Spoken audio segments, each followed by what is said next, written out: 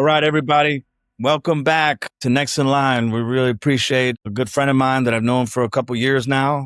I actually met him at one of the Orby Awards that he won. And I was lucky enough that we were sitting at the same table and he wound up actually winning the award. So congratulations, Mark. So I'd like to introduce you. Do me a favor. No one's going to introduce yourself a little bit better than you will. If you don't mind, kind of just give everybody a short synopsis of, what you're currently doing today and how you got there. Yeah, absolutely. Thank you, Cesar, for hosting me first and foremost. I really appreciate being here. Yeah, I actually received that award from your hands, if you remember. That's right. You were the one giving it to me on the stage. So obviously fantastic memory. It was a pleasure to meet you there. And then, our continuous relationship from that. My name is Mark Moch. Like you mentioned, I'm a Chief Information Officer from American Oncology Network, one of the biggest the oncology aggregators in the country with 21 states presence, over 160 locations. So we are growing pretty rapidly. And also a managing partner with a company called Meaningful Insights Biotech Analytics, MIBA, that we started from ground up 3 years ago and running it now pretty successfully and continuing to advance our mission and vision of that company. Wow. We're very happy about. That's something you don't hear every single day, by the way. Like that says a lot about, this role in general. Like the CIO role has, if I take it back a little bit, like I've been in the business 30 years and I've seen the evolution of it, right? I mean, it's changed so much. And now it's like what I love about the role, I feel like it has a seat at the table. And, are you reporting, I'm assuming you're reporting directly to CEO and you're a business partner basically at the end of the day. That is correct. And then honestly, like it evolved tremendously even since I started. And I started, really at the very beginning of this, I started as a service desk guy. No way. Yes. Where? You mean your first job in IT or was it at this company? It was a first job in IT. Long story short, we came with my wife to US in 2002 based on we won a green card lottery. And we were right out of the school, finished our masters back in Poland. Both of us, my wife is Polish too. We decided, well, let's go and take an adventure and see what's the US about. And here we are, almost 25 years later. The story started with really us coming into to Florida, then moving to North Carolina. We were working in a hotel first, and then I worked as a maintenance guy. Then eventually we moved back to Florida, where I also worked as a maintenance guy in a hospital system. So I started kind of first year trying to figure everything out, to learn the language. Like I knew a little bit of English. My wife didn't speak at all, but we've learned over the first year and a half. And then, there was a decision time. What are we going to do next? How are we going to move from here? And, I didn't know what I want to do. I knew I didn't want to go to school. I have a master in Polish philology, which is literature, essentially in here. I didn't want to go back to school teach. So was thinking, what am I gonna do here? We gotta continue to advance. Sure. Yeah, on the suggestion of my wife, actually, she was kind of one day looking at me sitting in front of the desk full of the computers and parts of the computers, and she said, like, "What do you mean you don't know what you want to do? You're already doing it." So you're somebody that always messed around, like naturally with the computers, taking things apart, messing around and all that? That's correct. Yeah. So I was like kind of building the things together and then, and putting computers together. And I love to play with this. And and then that's how it started really. I went to school and started getting some certifications and then went to the hospital administrator, the lady who ran the hospital that I worked at. And I told her that I'm going to look for another job in IT. Then I want to progress. And she called the corporate office and said like, "Hey, I have this guy," and they gave me a shot. I started as a service desk guy. Service desk. Love Yeah, it. That's such a great story.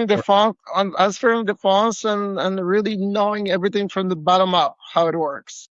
I And love and then it progressed. I started advancing within that company. Eventually moved to the next company as a network administrator. At that point, I was running a network for them, and with that second company, which was Promise Healthcare out of Boca Raton.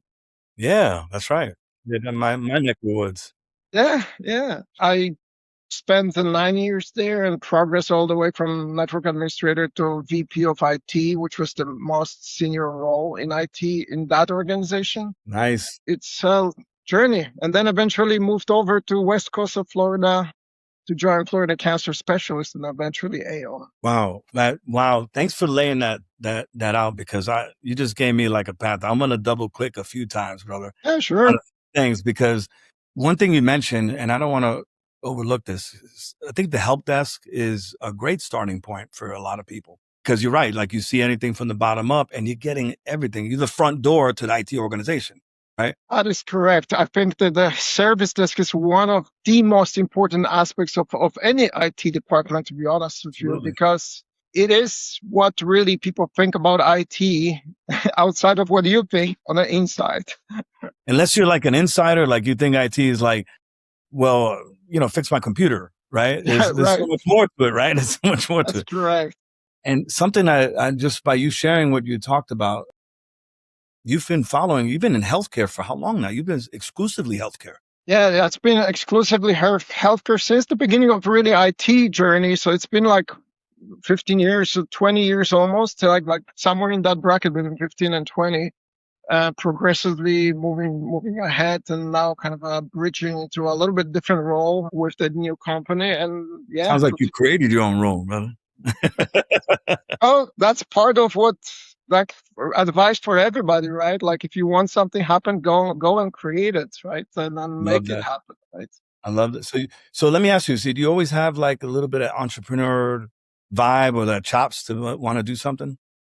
I always was intrigued about this, how the business works, and I think that partially why this works for me, because I really want to understand the guts of it and how the things move around and what impacts what, and like how this IT systems overlaying this really can enable or be an obstacle for somebody in the business. So that was that aspect of that I obviously enjoyed to unlock this and understand. And then over a time, I kind of thought about, there is bigger opportunities and there's like even bigger scope that I'm not getting, right? Like I don't think about sales. I don't think about marketing, accounting, all those other things. And I started that once we started this new company, obviously that became a bigger portion. So it Oh was yeah. continuous learning. I'm lucky enough to have great partners and along the way, and great mentors along the way who helped me get there. So I think maybe there was somewhere there underneath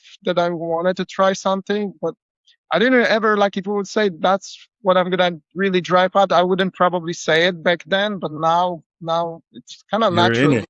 evolved in it. Yeah. What's cool is like when any of the startups people, one of the things is that you have to do all those jobs at once. It doesn't happen by itself, right? So I have a lot of respect for founders because, we all know what it takes. There's a lot of sacrifice, a lot of time. I mean, and you got to be willing to do whatever, and you check egos at the door and you just focus on delivering. That's it, because people like, you trust in you with this, they trust you with funding. Then not only trust you, also people trust you with that career as well. Yeah, I mean, there is some aspect of this that it's not easy, and everybody who's tried that, they know like there is a lot of trust that people put in one another, like when you stepping into those situations and roles. But it's even within CIO role and what you're doing with the company. Like Aon is a perfect example for us too, right? Like as a big company now, we started with zero, literally. Like we built all the systems from the ground up, Wow. based we had a parent company at FCS, and we built it out there, and then grew this out to an entire U.S. market. And we're talking about right now, I think we have 7 years company existence. We went from zero to this year. We probably gonna break 3 billion revenue mark, which is massive, right? So if you think about this, it's a really significant achievement with very short period of time. That's it.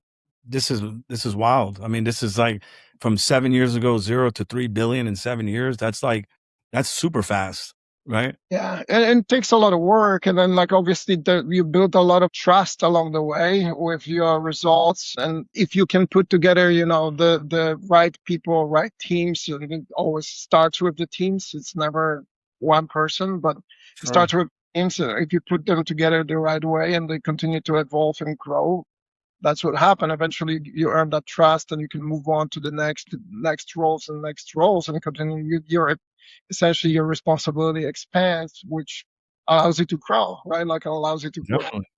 Evolve all day long. So let me take a step back with my American Oncology, right? So what is the actual niche for that organization? Because I want to find what's that sweet spot that, you exploded with growth. It must have been tremendous amount of value to healthcare system. Yeah, yeah. It's so we are specializing is pretty much in the private practices around the U.S. Those are the doctors who have offices. They run their own offices, and there could be anyone from single doctor office to 25 doctor's office, right? Which with at that size, it's already a pretty significant operation because there's a lot involved in our healthcare, as you know. It's everything from billing and collecting through all the technical systems, through labs, through pharmacy, through all of the other things that are involved, especially in oncology. It's pretty complex field. There's like a lot of nuances that you have to deal with. We specializing on pretty much centralizing all of these complex areas and then supporting our providers so they can really focus on the patient care and don't have to worry about all of this noise behind them. So we can give them a central pharmacy support. We can give them a lab. We have a big lab in Fort Myers that all of the samples for all of our patients go to, and then they get analyzed in the record times because it's in-house. We can turn it around for the patients quickly. We have a radiation radiology that we support centrally for them. And then comes all of the systems. So essentially IT, HR, accounting, everything else. It's like a built in a one package, all of the delivery of the private practice to the provider that they can lean on, and then can just focus on what they want to focus on, which is treating the patients, making sure that they can get enough time to spend with the patients. We take care of all of the back office business. Wow. So I didn't realize that. So you guys have this shared service model, and you probably support, I mean, people in the network, from one doctor to 20, it sounds like the small, medium business type doctor offices. Right. So how many customers you guys have today? I mean, it's to 3 billion. You're talking about probably several hundreds. No, so we had like at this point we are close to 200 medical oncologists, and then the entire spectrum of the providers, like 350 providers. It's like close to a three and a half to 1,000 people Wow. that support. It's pretty robust. It's at this point I think we are like over 100 locations across the country. Damn. So it's a pretty distributed network Sure. all the way from Washington State to Florida. Pretty much we have some Wow. things. So what I love about it is because I'm in the outsourced business as well. So like you allow you provide this level of expertise so they can focus on their practitioners as doctors and oncologists, right? That's enough to worry about, right? Right. So you take everything else. I didn't realize you do HR and support, and so it's like an oncology office in a box almost, right? Correct. It's pretty much, we'll take care of everything around you, and we're going to provide you additional benefits because we have central lab, we have a central pharmacy where we can get the drugs at the volume on a preferred pricing. We can also That's show big. additional value, right? Because we can have a value-based programs where we can offer to payers programs where we can show them that we are utilizing the drugs the right way, that we are putting people on the right treatment, and because of that, we can get the preferred rates from the payers, which is extremely important, as you know. So there is a combination of things that centralized model allow us to do. Okay. It's very, very, robust. We pretty much tackle every aspect of it, and we are central point for any issues. Right, the provider know where to go. From service desk to everything, That's right? it. We are always white glove service to our providers and make sure that they get everything they need. Right, and now we also doing some of the deep data analytics as well. So yeah, good segue. I wanted to ask you about that. So how does MIBA fit into that, into that journey or that roadmap there? That's the genesis of MIBA was really, it started like a few years back when we were thinking with a couple people there that we had this idea of starting the data company that will focus on oncology space. So this space is evolving rapidly, and it really took a major shift, once the biomarker driven drugs start showing up to the marketplace. Essentially what it means right now is, since we map the human genome, we can treat now our genetic code as a data. All of a sudden we have a data points that we can actually influence by other data points in drugs to make sure that the drugs react appropriately per your personal biomarkers or your genome makeup. So Wow. which means essentially you can be very specific about what kind of a drug you should get versus other patients because of your genetic makeup. So if you think about this, looking at the amount of genes out there and that could be actionable, and right now there's only small amount of them actionable, and they continuously growing on a pretty rapid paces. Then you start thinking about this from a perspective of where we are in oncology space as a whole. So last year, 2025, was the first year that we broke 2 million mark of new patients diagnosis.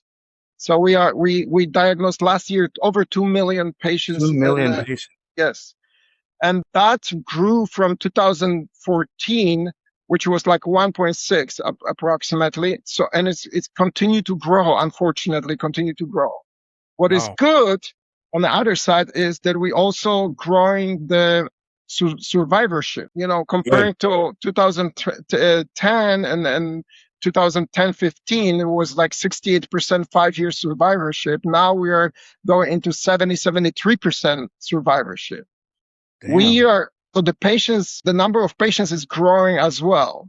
Hmm. At the same time, if you look at the providers, oncologists, the oncologists that we had like in 2014 was like around 14,000.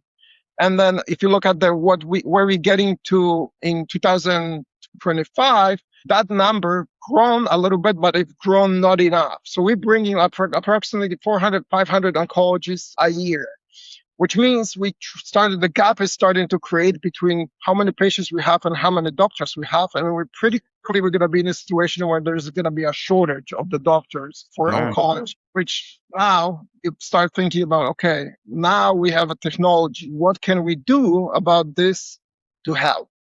And that's how this started. So we started to think about this, okay, so we have all this great data. How do we help those providers to get the information faster, combine the informations, get the accurate informations, and start simplifying their life so they can Hmm. focus on the care and not reading, 50, 60 page reports from genetic testing before they see the patients? Can you streamline this? Can you surface what's important in the context of the patient data and help providers make the right decision at the point of care? That's what was really initially the what this idea came from.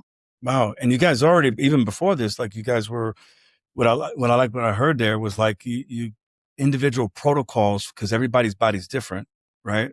Different chemistry, right? So now you're taking even another level with this data.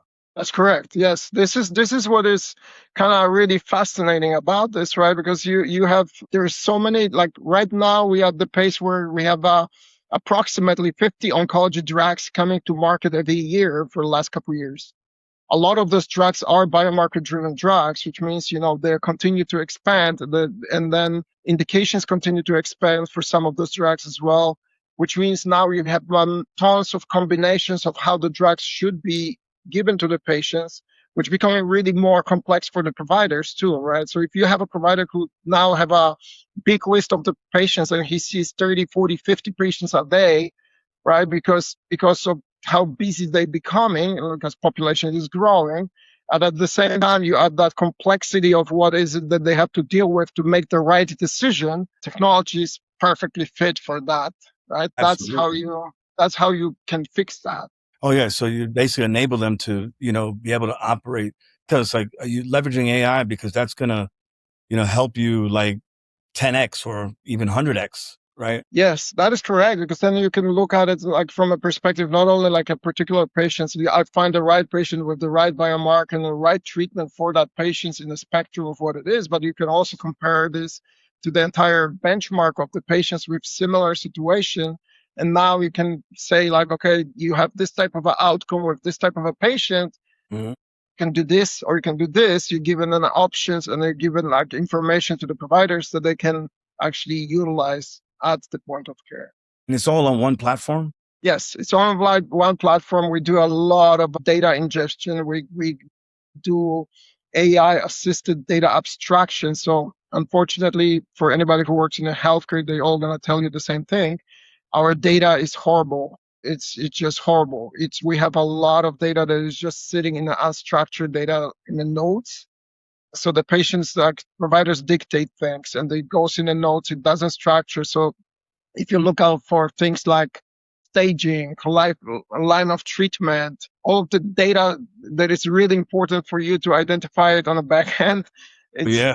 really difficult. So yeah, so we've developed the AI models. They are reading those notes. So they're literally going through all of the provider's notes. They're reading those notes. They're able to abstract that data and structure it. So we build all the semantic mapping. We have a human in the loop approach. So we have like an AI model that it's running and then person reviewing if the AI didn't make any mistakes and making sure that there is a QA process in that. And then that data, if it's correct, is get fed back into the model and then just continuously improving. Wow. We continue to drive that even more, and now we're like starting to shift a little bit even more and more of a agentic approach and what else to do with this at the point of care. Wow. This is fascinating, man. So that's a big problem, like unstructured everywhere. And I mean, the fact that you're able to kind of, leverage AI to, get to a structured data standardization allows you to support it, right? Yes. And be able to have fun with it. That is correct. Look, so at the foundation of any AI is the data, to be honest. Like people don't want to admit it, but like the reality of it is AI is only as good as your data, underlying data. And that's what our focus was from the get-go. We knew that like if we can get our data in a good shape and the foundation is solid, then we can do anything we want with that data. But that is the starting point. There's a lot of AI vendors out there. They're all coming to you and saying they're going to solve the problem. And in many cases, the problem are very isolated to use cases that are very small. Then you end up really helping them train the model on your data because the reality of it is it's only as good as the data it's trained on. And if you don't have that data right, then you're going to have a lot of mistakes and a lot of issues. So we kind of took a different approach. We're going to get the foundation right, and then we can build anything we want on top of it. Wow. I mean, yeah. I mean, so like advice for folks out there, like if you're doing these projects, start with that foundation first, man. I couldn't imagine, that's what probably slows down projects or even, you know, provide some fear, like some doubt into actually moving forward with this stuff if they know their house is not clean or structured from day one. And it's not easy. It's really not easy. We have like an army of people in MIBA now that are very highly specialized people. Those are people with PhDs and doctors and people who are really know what they're looking at when they're looking at that data. It's not as simple, I'm going to hire a couple developers and we're going to put it together. It's No. more, do you understand what you're reading? Do you understand how this needs to be put together? And you still have to control the environment because AI is going to lie to you if you're not control it, right? Like Oh, it's going to come up with stuff that is not real, and you need to be able to catch it, and you need to be able to correct it every single time. We're talking about healthcare and people's life. There cannot be any mistakes, right? no mistakes there. That's like, that can be, catastrophic, right? Yes. Wow. Yes. This is awesome, man. So like, thank you for sharing that. Now I want to definitely zero in a couple of things, take you back a little bit, right? You mentioned something to me that I thought was pretty cool. And you're a humble man about it because I know you a little bit. So when you got here, you didn't know the language, right? And you said your first job was working as maintenance in a Yeah. hospital. Yeah. Yeah. I was fixing stuff that broke around this. So like a technician running around and fixing things. Yes. How long ago was that, Mark? So that was 2002, started 2002 and into 2004. Yeah, that was pretty much that like couple years that I spent doing just that. Like your wife pointed out, like you guys, when you were doing that, were you always messing around with the machines at home and stuff like that? So this has been a kind of passion thing for you for a while. Yeah, I was always like putting computers together, and then like there was, you had like a 5 motherboards sitting there and all of the processors, etc. And now it's just flipping things around and trying to connect things to things. So yeah, always was kind of passionate for me. Wow. What do you think, like, because this is not a long time ago, right? It seems like it, but it's not. What do you think, like, if you had to, like, from where you started, right, as a maintenance guy to getting into IT, cracking to get the opportunity, and then you talk about that time frame to becoming a CIO, like what if you look back, what are those moments that you say, man, I did this right because that helped me jump to that next level? Yeah. So probably the biggest thing out of all of this is you have to make yourself uncomfortable. You cannot stay put and expect that something's going to happen. It's not going to happen if you're not going to make yourself uncomfortable. You're gonna have to get in a situation that you think you're not going to be able to make it. And trust me, you're going to be able to make it. It's just that first step, and then grinding through, not never giving up. That's really how this started for me. When I first walked into that office in IT from maintenance, I didn't know how this is gonna turn. I literally didn't know how this job even looked like. I never had any exposure to this, Mm-hmm. but I knew that's what I want to do. I want to move forward, and I knew that I can do it. I kept driving forward, and then eventually, I got noticed that I was doing always extra work, putting time in, making sure that it's done right. And then I got promoted, and a couple of times, and eventually ended up running the operation side of the house, and then continue on learning, all the time learning. And as I was progressing, eventually I got to the place where, like, okay, now the next step from this is put myself back in an uncomfortable situation. And that's where I switched the companies, went back to networking more on the network side. Like before, I was running AS400 platform for I the remember that. RPG and all that, right? Oh yeah. as and continuously. Like once I switched that company, it was pretty similar, right? Like I started noticing things that could be improved. Mm-hmm. Always putting my head out, always trying to kind of, hey, we should do this, you should do this. I bet, like, up to now, probably some of my bosses just hated this because I always was going with something that, steer the pot a little bit, get this forward. We should do this better. There's a better way. Always was Oh yeah. looking for that edge in the technology too. Like, what is the next thing? How can we get ahead so we can be in front of that next thing? So you And weren't cool. You weren't cool with the status quo. That's not good oh, enough. no, no, so now this day it's the same. To be honest, it's just kind of always looking for what's that next thing, how we can advance this, how do we get better. Like, if you like, the technology is very simple. If you standing still, you're pretty much falling behind. That's the reality of it. You cannot stand still and pretend like that you're doing something, because you're not. You're literally losing ground. You need to continue to advance, and you need to look for better options. You need to look at how you can help. And to Uh-huh. your earlier point, well, when you were saying about this, how this translates to business and all of that, it's even how that role evolved. That's also part of this, right? Like, Sure. you have to stop thinking the way you were thinking. You need to change the way you were thinking about IT in general, about Uh-huh. data, about analytics, and continue to drive it forward. Otherwise, you're gonna fall behind. And then Absolutely. from a leadership standpoint, it's similar thing, right? Like, you don't know the things you don't know, but you're gonna learn. So keep going, right? Keep pushing forward. Like, surround yourself with the right people. That's always Fill the in the gaps. Fill in some gaps that you have, right? I yes. love that, man. Yeah, it's like they always kind of say that, like, my friend always says that, like, you're a sum of 5 closest people around you. So, like, Hmm. surround yourself with the people around you should be the people who are challenging you and, like, smarter than Oh you yeah. and driving you forward. Otherwise, you're not advancing. Oh, definitely, definitely. Like you can't have yes man all day, right? It's but you also have to create that environment, though, my friend.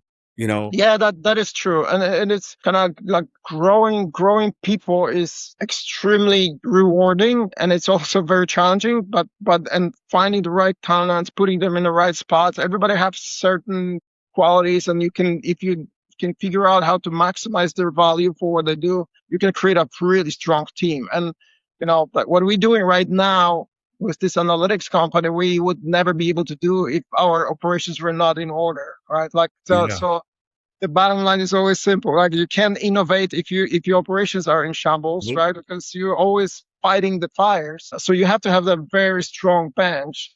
I've been lucky enough to have a really strong team behind me. Like the team that I have, it's a really rock solid. It's a narrow group, pretty nimble for the size of Really? the organization we are. Yeah, but those are powerhouse You people. got SEAL Team 6 over there, man. Like, what's going on? That is pretty much the case, to be honest with you. Like, no, I can, like, I'm really proud of the fact that 80-90% of my staff went through the ranks with the company. So I have like a VP of IT who is my second in command, who was doing a service desk when I joined this company as a CIO.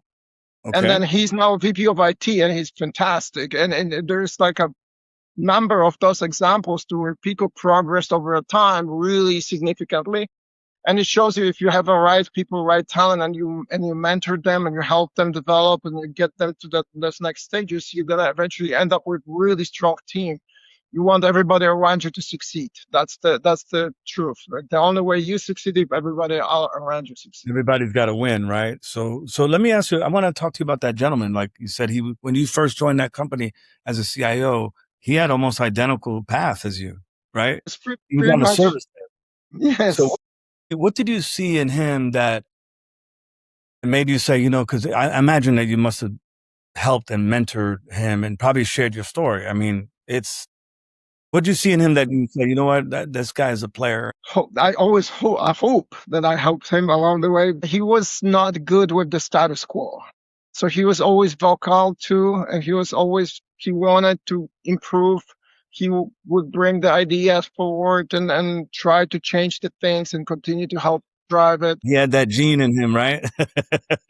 It's very, very, like it's once you spot that person, you kind of you want to feed it, right? And we have like a number of those people in the company, right? Like you want to feed that and make sure that those people continue to succeed. Invest in those people, give them ability to succeed, show them that they can get to that next stage.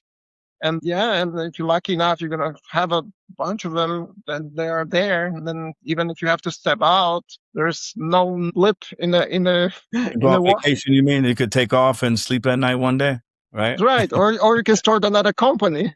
Hey, that's a good way. If you don't have that in order, you can't do any of that stuff, right?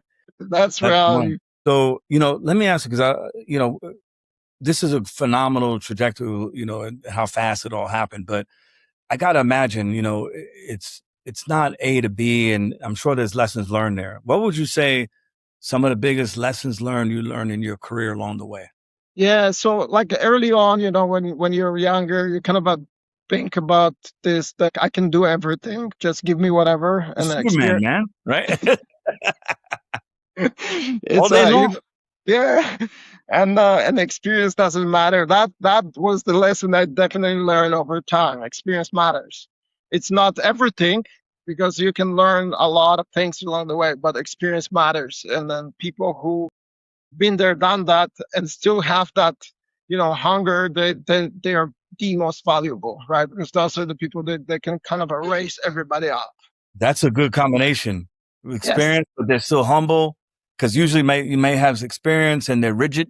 Yeah, that's the difficult part, right? Because with experience also comes a little bit of you starting to be a little bit, you slowing down. You don't have that hunger anymore. But if you Hmm. do have it, and you can find those people, then the combination is really powerful, right? And then you can advance quickly, right? Like you have to stay nimble. That's another thing, right? Like you have to stay nimble and continue to drive forward, not to try. It's if you want to shift quickly, fail fast, do all those things that you should be doing if you're trying to advance. Stay nimble, right? Like otherwise, you're gonna pretty much choke yourself to death with overhead. You know, I had a recent, like, well, it was actually several months ago. We had a CIO. He said something. He said a quote that I'll share with you that still resonates with me today. And let's talk about failure real quick. Like he says, failure is not forever, right? And that was compelling when he said that. And but success is not permanent. Right, right. You You know, have to earn it every day. every day, brother. Like you That can't is celebrate true. those wins too long, right? You got to move on to the next. Yeah, that's the thing. That's probably what my wife cannot appreciate because she always encourages me to celebrate the wins. I'm usually when I get to the place where that's a win, I'm already gone because I'm already Oh, thinking about what's you're already gonna on to the next chapter, brother. You know, yeah. You know, that's an entrepreneur mindset right there. happen. That is because they's like, oh, cool, next, right? A hundred Yes. percent, 100%. I truly enjoy the journey. Not necessarily like I I'm learning to appreciate the moment. Like I am really trying. That's personal for me. That I'm trying Yeah. to kind of slow down in those moments and capture those moments and really because there's something more to this than just me achieving something because there's a like we were saying earlier there's like a lot of people around you that affects this. It's my wife, it's my team, it's like everybody, like family. It affects everybody. Once you get to that point and you got that win, you want to slow down for a little bit and celebrate, but Hmm. it's difficult for me because I'm kind of I want to go, I Your want to plate's go to the full. next stage. You know what's funny? I bet you I want to guess at this. You tell me if I'm right. You probably give that advice to a lot of your people, but you don't take that shit yourself. That is actually true, That's man. funny. It You is know, true. that's wired though, man. That's phenomenal. But I think that's one of the things that makes you so successful in Yeah, your track. but it's the same like you. You do Well, yeah, it. yeah, This is- yeah. I don't even think. Yeah, we're very similar there, right? So like, we don't have time to like look and celebrate too much. Next, yeah. right? Because you want that, I guess we get the challenge rush, right? Like it's like what else we can do, how we can improve. Can you build something? Is there Oh yeah. something? Do you have a problem? Do you have? Let me ask you this. This is good stuff. This is good stuff. So check this out. Do you have challenged by, let's say, because you look like somebody that knows how to pivot quickly? How about when like there's laggers? Do you get frustrated quickly, like with that? Because I do. So say it again. What do Like you mean? as because you're able to pivot, like to a different initiative, or like you got to move, right? This worked, okay, great, on to the next, or maybe to change your way of doing business, especially with technology, right? Do you have? I get frustrated myself sometimes when because being a small company, sometimes it's a bigger strength that you can pivot quickly Right. versus not pivoting. Do you struggle with that, or is that like, or give me some advice on how to deal with that, right? It's always like so I'm right there with you, right? Like I kind of I want to like if we need to switch, let's move, right? Like it's kind of we have a running joke too, that when we talk about like I talk about something with the team and we decide that we're gonna do this, Hmm. I don't think about it ever again because in my mind it's already done. So I'm Done. gone. I'm going to the next thing, right? Like this is done, and then like I'm assuming that this is already there is a plan, and we're working that, and that's just what's gonna come after. This is my next thought, and that's not necessarily always the case. And I've learned also over the time that you have to spend time explaining really plainly the goals and what the direction is because like I found myself a lot of time that like in my mind I know exactly what needs to happen but if I don't explain this really and slow down I think like if I say it once everybody understands it and we good but it's Yeah. not the case, right? Like you need to really spend time to understand, make sure the team is on the same page, otherwise they kind of lost, right? Oh So yeah.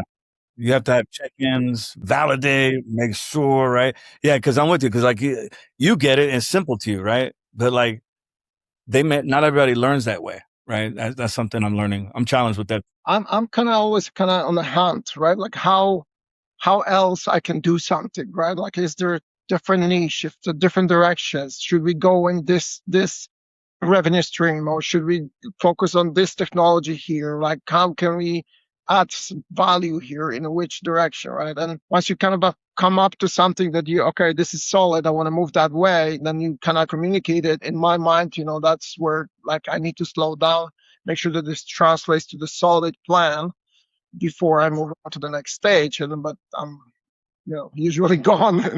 Yeah. Oh, yeah.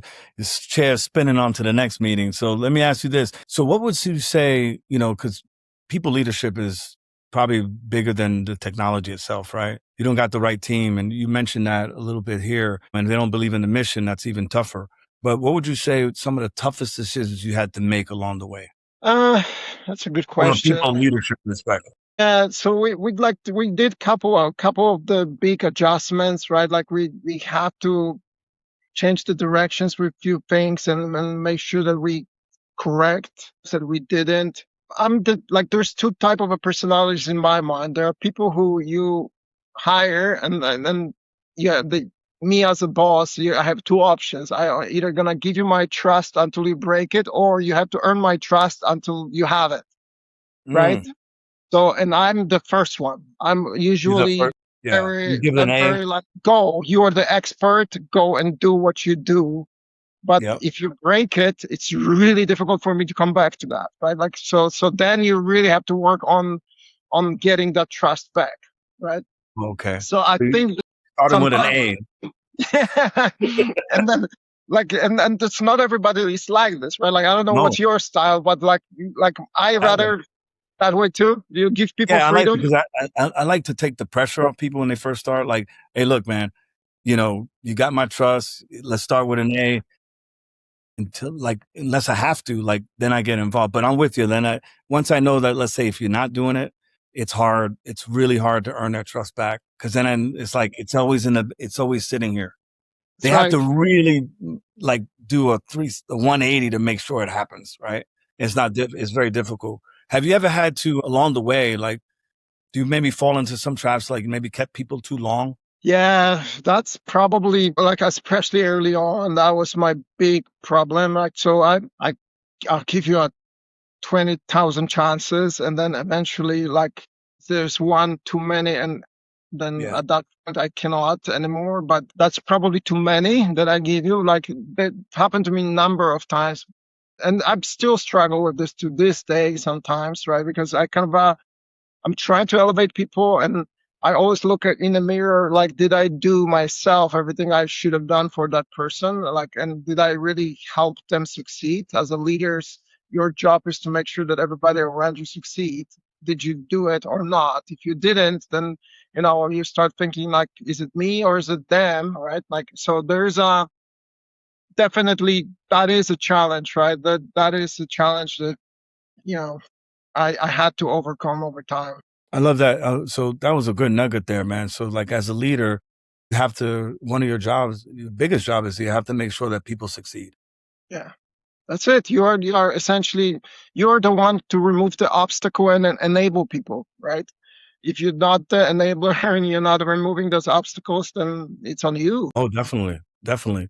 And along the way, like, cause I like going back and forth a little bit.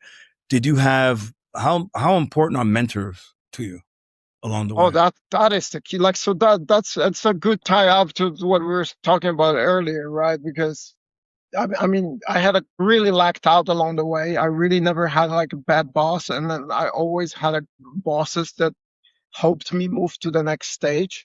Yeah, but with your work ethic, you made it pretty easy. So like, Yeah, that's and honestly, like, as I keep, I don't know if this is, somehow I made it happen, but I'm usually pretty adaptable to whatever the style is, and I can work with many people. But the truth is, you have to have those people around you that trust you and enable you, or see something in you and gonna open the next door for you, and just gonna show you a little bit of a glimpse what's out there beyond what you do. This is sure, the big mystery for everybody, right? Like, because if you are locked into certain thing and you don't see that next step that is there for you to take, then you're kind of gonna stay there because it's sure. comfortable.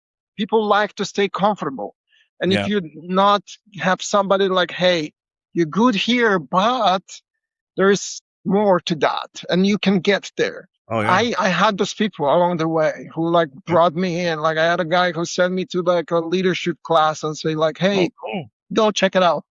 And it was eye-opening. Like, that changed, like, flipped my entire life, like, literally. And it was completely unexpected. And that kind of started to roll in. Then, like, because that was the whole aspect of my change in my life, that all of a sudden I had this kind Really? of, I can lead people, I can build a team, I can Hmm. start helping others around me to grow with me. And that was big eye opening. That kind of shifted a lot. And it comes with fear for people who are in that comfortable zone and they stepping into those new roles. They're worried. They are always worried, right? Because they think, like, I had the same thing. I was on the engineering side, so I was putting together all the machines, servers, virtual machines, etc. I was running, by the time I had to step into leadership, I was running the entire data center and all of that. And when I had to step in, my biggest fear was always like, if I'm not training and advancing and learning on the engineering side, and this doesn't work out, I may end Yeah. up without a job. What am I going to do? I'm not going to have a skill. If I lose this job, where am I going to go? Like, and that fear is there. Hmm. And until you make that leap and you start like thinking, okay, I can do that, then you pretty much stuck, right? And that is 100%. big. If you have somebody who is there and tell you, you can do it, just try it, you can do it. It's Nice. huge.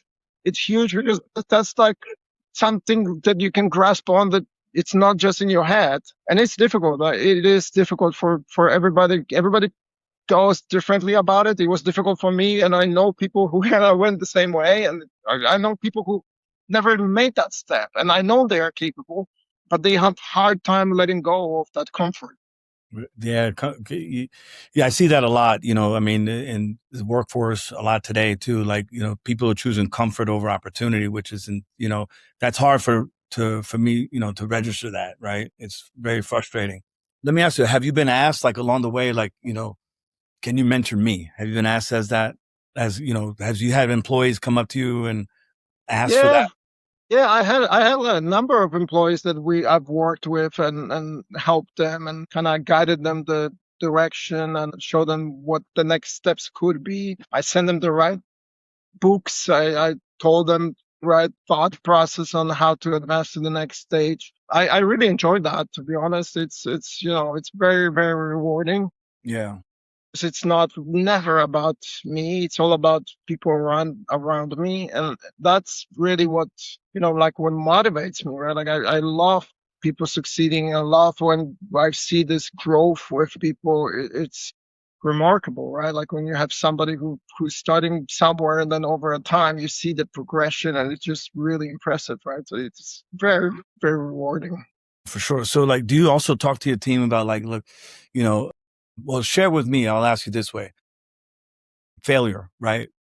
We all, right? We all, because we're challenging status quo. You're gonna fail along the way, right? What would you say that there was a pivotal, like, technically something didn't work out, and how did you handle that? Yeah, there's a million things that didn't work out along the way, right? Like there's always something that doesn't work out, or you finding yourself out and like, oh my God, where am I? Why? What am I doing here? Right? Like this is completely wrong. That's right. Yeah, it's all about, kind of what, like, it's not about the failure. It's about like how you react to it, right? It's all about, what do you do with the failure? Failure is going to happen, always going to happen. What do you do with it? It's really what determines who you are. You either step up and you start fixing it, or you start complaining, whining, pointing fingers, etc. The people who really understand that, the first thing they do is work on a plan. How am I going to fix this? We can analyze it, we can find a root cause, we can find what really went wrong, and then use it for the next iteration. I like that. You're dropping, like, a lot of quotes here. Say, not about the failure; it's about how you react to it. I mean, it is. I mean, think about it, right? Like, how many times in the life, it happens. Stuff Daily, happens. daily, daily. You It's know, emotions, and I'm super emotional, so like that's a big challenge for me personally too, right? Like keep the emotion in check and make sure that that you don't overreact and focus on what's next, right? But I absolutely. always kind of try to boil it down to let's get moving forward, like keep moving, like just You keep know, moving, don't until you see the other side, don't stop moving, right? That's it goes the back to, you said, like, never quit, like, never stop, That's a big thing. I remember my uncle when I was first starting a business, and he was in the business like in the Diamond District in New York City, and humble guy. And he just told me, he said, whatever, the only advice I have for you is like never quit, no matter how fucking hard it gets. Never ever quit. And I just remember that, and it's simple, but it's hard.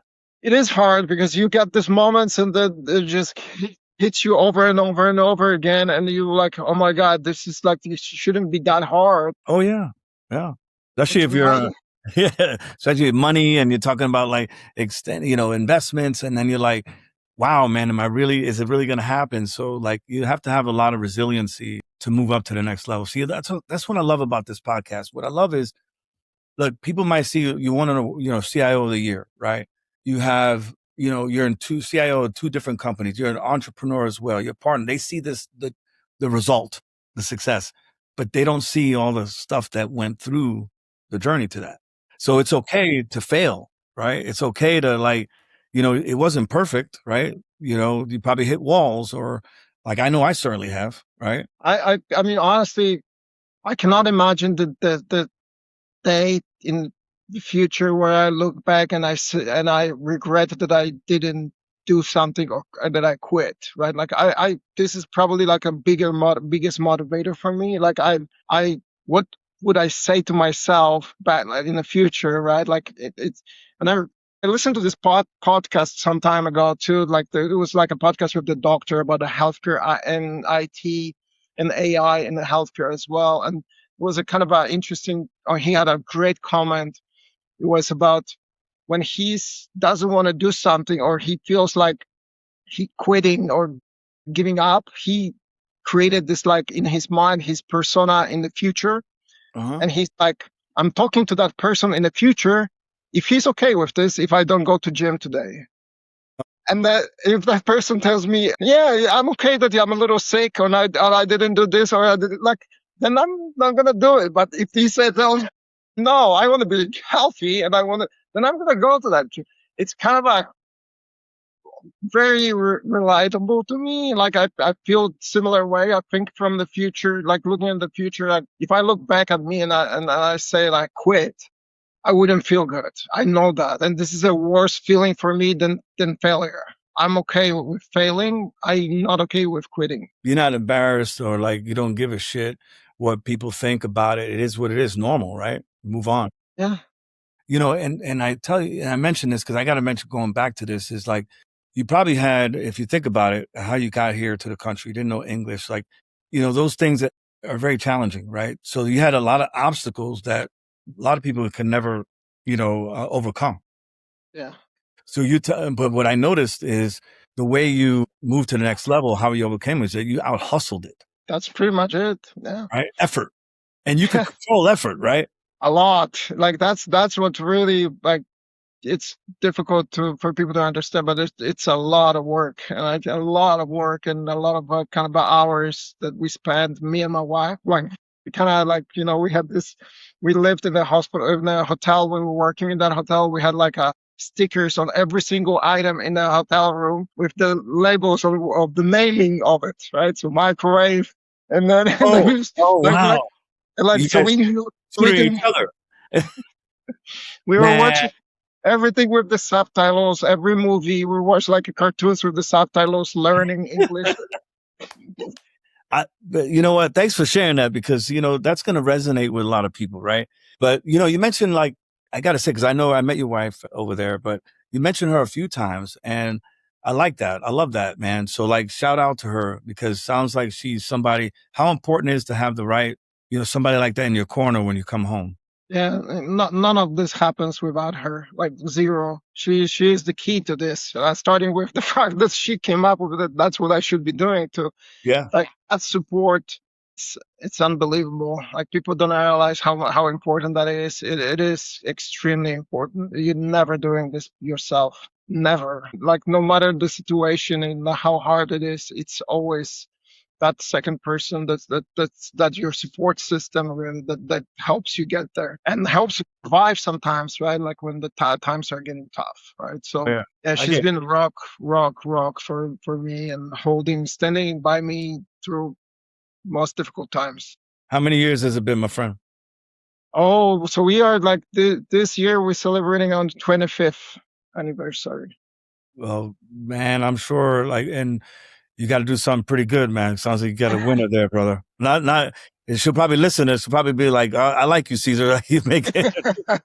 That's First, right. start with some time off, right, and do something good. 25 years is a long time. So I'm just gonna give you. I'm gonna be 29 years. Like Nice. it's Nice. Congratulations. yeah. So it's so important to have the right partner in your life, and because you bring your work is, people say it's not personal. I mean, work is work. Work is very personal, right? You bring a lot of this home. You don't even realize in Israel nowadays where we work a lot from home. It stays in the Oh, home. it never leaves you.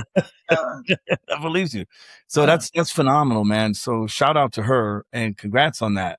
So let me ask you. So if I had to fast forward, right? Fast forward to a year from now, right? What do you?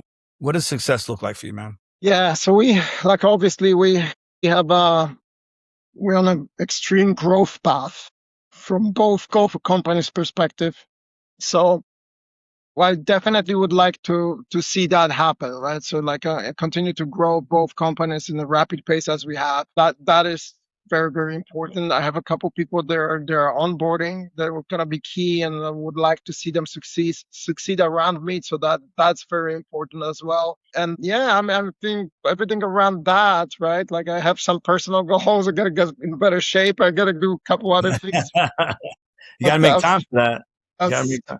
you have Somebody to. told me that, because you're an entrepreneur right now, whether you believe that or not, man. I'm telling you. So entrepreneurs are like, they're saying is like, it's the new super athlete, right? And the only way to perform is if your body's right, you're healthy, you kind of have the energy for it, right? Because as we get, we all know as we get a little older, things change a little bit, right? So we got to be ready for these challenges, and health is probably the number one thing first. I learned that the hard way. And, so now I'm doing a lot about it. It's something super important, man. You can't be at peak performance if you're not healthy, man. That is true. I mean, you have to find the time for this, and you have to take care of yourself. This is where again, when my wife comes in play as well, she helps with that. Use your alarm clock in the morning, get your ass to the gym, That's right. Get or don't going. come home till you go to the gym first, right? I love that, man. She's got your back. She's That's got right. your back. That's She awesome, knows man. knows what's important. So going forward, like fast forward, like, obviously grow both companies. Help me understand, like, how can, just being referred more, let's say oncologists, is that how you have a sales team? Tell me a little bit about that. How does that work for you guys? So from our side, like we work on both sides. So American Oncology Network is essentially we're adding practices and we're growing the network and the platform as a whole. So the Okay. goal was to add a next practice, add next provider group to us, which we just now undergoing probably the biggest merger in the history of the company, which is fantastic, right? Like it's almost 30% growth for the company. Very exciting. And we're obviously aiming next how many more. On the Amoeba side, is more around, how much of a revenue we can grow, sales we can grow, because we're dealing with a couple different aspects. We're dealing with pharma a lot on Okay. supporting their initiatives and drug development. We are heavily involved in the clinical trials, so we provide our platform because we have that data that I talked about earlier. Clinical trials platform that can find the patients for the trials that they're looking for across our network. So we want to really expand that. Like I have this philosophy that that clinical trials should be available to anybody in the entire country at any point in time, and they are really a standard of care in oncology, right? Like if you're a cancer patient, there's a big chance you're going to end up in a situation where you're going to look for the clinical trial. But this needs to be available, like readily available to everybody. So we want to grow that network significantly to make sure that we actually deliver this. And we have been already very successful, but we want to continue to expand on this. I really want this like on a national scale and see other groups joining us and helping with this and driving that forward. And then from a technology standpoint, obviously we're adding a lot of additional workflows, additional AI capabilities as well. And like the more we want to get closer and closer to realizing some of these projects that have been in flight, it will be fantastic to start releasing those out there to the population. As a technologist, right, from the core, tinking around with computers since you can remember, right? With AI right now, how do you feel about it? Like, I'm like, it's so advanced. Like, I'm like, when I mess around with this stuff, I'm like, where was this 20 years ago, man? My freaking life would have been like so much faster, right? One of my jobs is I get to meet a lot of different environments, and there's a lot of technical people that when I'm sitting down with CIOs, they're telling me like they're not leaning in, even developers, which is mind boggling to me. So That's what, yeah. Like, how that happens, right? Like how? that's, yeah. It's yeah. So you're spot on. There's like a lot of people who still don't lean into this, or they don't do anything about it, and they still kind of so to speak, fighting this, or kind of don't believe it. It's the same people that like still would want to have a BlackBerry, right? That's the same. Like that's like when I the saw that iPhone. movie, by the way. I How just am saw I that. gonna? Yeah. How am I gonna have a cell phone without a keyboard? Remember that? Like there Yeah, was like I have to have a keyboard. Like, yeah, it's just funny, but that's what it was, right? Like, and it's the same thing here. I think there's like a little bit of a still people don't having a hard time wrapping their heads around it, right? Like, okay, I can use it as a Google, like almost like a Google. Like I sure. go in a Grok or Chat GPT and I can ask something and it will tell me and I can. But what Fast. else I can do really? Like, how am I putting in a product that actually is going to help me advance my business, etc. People struggling with this still. I think that's partially why, right? Like I'm playing with things on my own, right? Because I'm curious. I want to see how this thing works, like and I'm like not shocked at all. At all. I'm not I'm shocked. like You probably got a stack and a half, or you messing around all day in your lab, right? I have like my little open claw running separated from my all my Oh, personal I'm information. impressed. I'm impressed. I've been bringing up OpenClaw. I just got it myself. So I've been bringing up OpenClaw, and people will give me a deer in the headlights. I'm like, how do you not know about OpenClaw, man? Yeah. I like that. I like that. I mean, you have to, right? Like that's the thing, right? Like if I'm not gonna know this, then who's like, I, I have to know that. I have to understand how it works.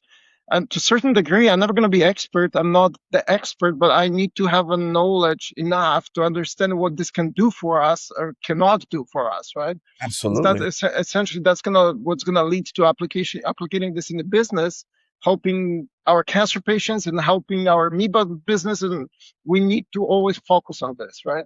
So Absolutely. I'm playing with those things. I love it personally. I love it. There's like a lot of concerns around that, right? Like there's concerns around securities. There's concerns about around privacy. There's obviously still a lot of question marks left and right. It's a risk, and people are afraid, and there are signs that we have to get a better control of it, but it's not going anywhere. That's the one No, thing, right? It's gonna continue to go forward. We will probably over time get some reins and get a little bit more of a control over this thing, but you have to continue to advance it with everybody, right? Like you have to continue to drive it forward. Any new technology for me is exciting. So this is super exciting because this is like new technology on steroids. super steroids, man. It's like, it's what I love about it. It's like it shows you like what's possible, man. And the limitation to me is like how you're willing to go, how far you're willing to go. Is that's the limitation, or creativity or whatever. But do you, within your team, do you let them have that free reign a little bit? Like, look at things, you look at, tell me what's out there that can be, we can level up. Do you let them do the thing, R&D? It's always the same question I ask, right? Like, are we doing the right thing? Is there something better that we should be doing, or different way to do that, right? Like, this comes up every single time there's like we go through some cycle of renewals or some new technology we're trying to introduce, and or we look at it sometimes something that needs to move away or needs to move to different environment, and it's always the same. Like, is this something that's gonna carry us for next significant amount of time? At this point, you can, like, historically you could say like I'm buying this for 5 years. Now you Yeah, can't really say that because nothing 5 years. lasts in the IT anymore. It's you have to be kind of, is this something that's going to carry me the next cycle until I can rethink this, right? It's a little bit of a different approach. I always thought that it's like, it's funny because like talking to my friend, we talked about it years ago, and I always thought that it's going to end up like when we were doing the same thing with the computer, Kubernetes, and all of these other things where we were kind of DevOps came. creating the buckets. I always thought that it's going to end up that you're going to have a bucket of the data, and then you're going to be able to essentially use that. That's what you're going to own. And this is the portion of the business that is going to be at the core. Everything else is just an attachment to it, which essentially that's what is going to happen with AI. Yeah. You're just going to have a data, and then you can attach anything you want to this. But at the core is the what model is trained on, which is your data. So you'll be able to kind of build the container for that data, and then essentially work around that. So it's kind of interesting that it's actually moving this direction. Like we talked about it years ago, Really? and we see this kind of advancing that way. That's great, man. So let me ask you, so as we wrap up, I've been dying to ask this question. This is an offshoot question, but I think I'm going to know the answer to it. So back to your wife. So your wife encouraged you to get it. She's like, what do you mean you don't know what to do? You've been, you're hot, like, something that you enjoy doing. And that was what, 25, who knows, 25, 22, 3 years ago, right?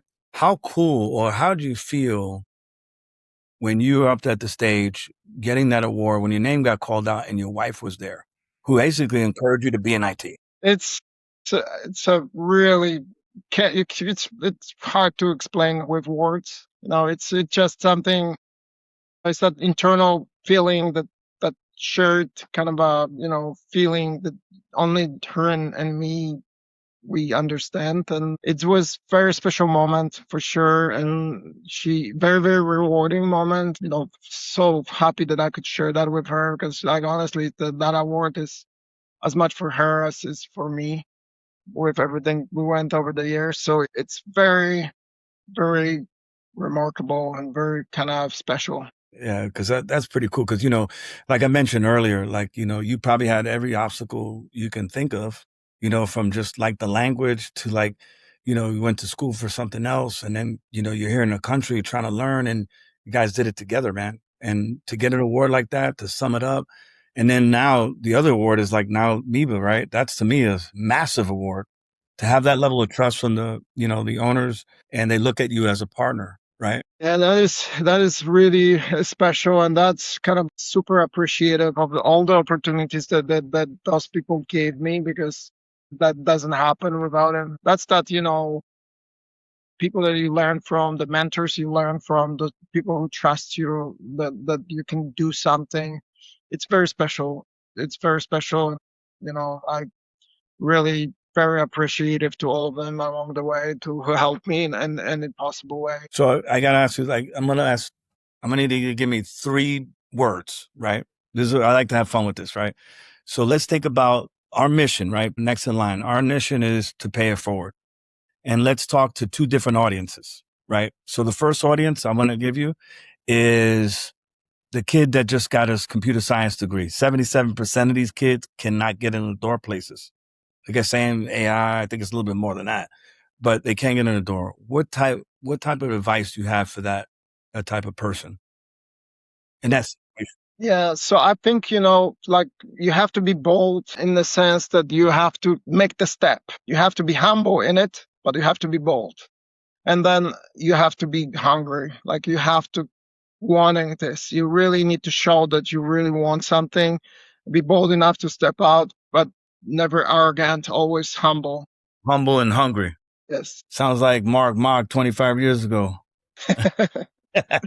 But he's still there today, right? That's what's different. So now let's talk to another somebody at a different stage, right? Let's say that person that just got tapped on the shoulder to be a CIO for the first time. What type of advice do you have for them? Learn the business. You have to learn the business. Like that's like you're not technologist anymore. You're not engineer anymore. You're like nobody cares what you run in the background if you're on Azure, AWS, or whatever you are. Learn what the business needs, and that's the biggest thing. Once you start enabling people and with your technology, everything else falls in place. You have to know the business. Wow. That's powerful and completely accurate. Thanks for sharing that, man. This is how we pay it forward, man. That's why when I first talked to you, I know it took a little bit time to get you. You're a busy man, right? I get it. And I'm proud of you, man. Like, you're crushing it, and it's good to know you. Thanks for doing this for us and taking your time for this, man. It means a lot. Absolutely. And that pleasure is all mine. Always happy to talk to you. And yeah, like cool thing about all of this is, that I literally feel like I didn't even start yet. I Wow. feel like I'm just at the very, very first step of what I want to do. So yeah, let's keep moving. Well, congratulations on all that, brother. So again, thank you very much for coming on this, and I can't wait. Obviously we're going to stay in touch, but I'm looking forward to if I had to fast forward what a year looks like for you, man. I'm going to see what else. Absolutely. Either I'm guessing another company you're starting, or just getting this thing to another level, probably 5 billion instead of 3 billion. Who knows? But congrats, man. Thank you so much, Cesar.